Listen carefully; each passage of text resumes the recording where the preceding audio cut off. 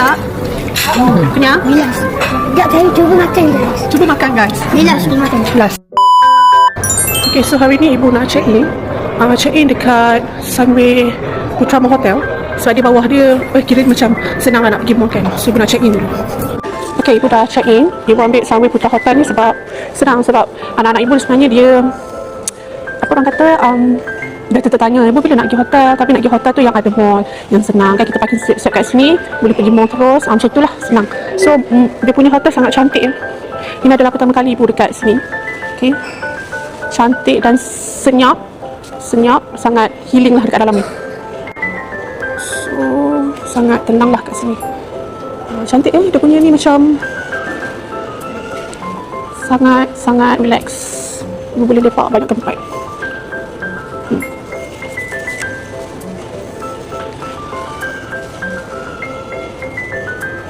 So sebenarnya ibu kat lobby lagi. Ibu tunggu diorang lah. Diorang datang sini untuk parking apa semua. Ibu tunggu diorang. Lepas tu baru kita akan naik bilik. Kita akan tengok bilik. Lepas tu kat sini dia bagi sekali tau minum petang. Best kan? Best lah. Sesaat lagi ibu akan turun minum petang lah.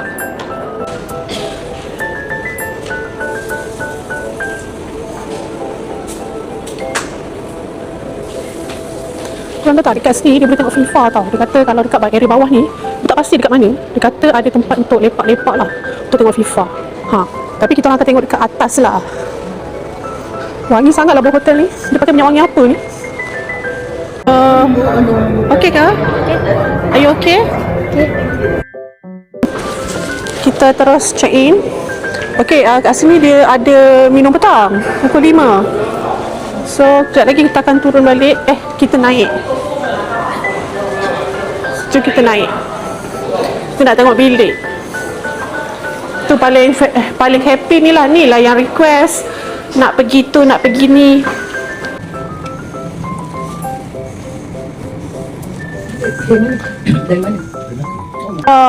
Dia ambil kad dulu nak touch. Jom kita tengok. Carilah. Mana-mana boleh, mana-mana boleh. Oh, cantik tempat dia. Kemas, wangi, yang paling best. Mari kita cari bilik kita.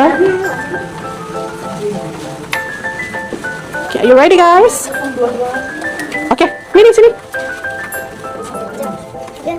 Astagfirullah. So ini.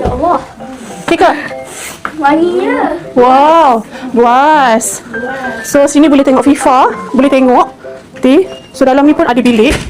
So dalam ni pun dia ada TV sendirilah. So maksudnya suami ibu nak tengok, dia tak akan bising-bising. Sangat cantik.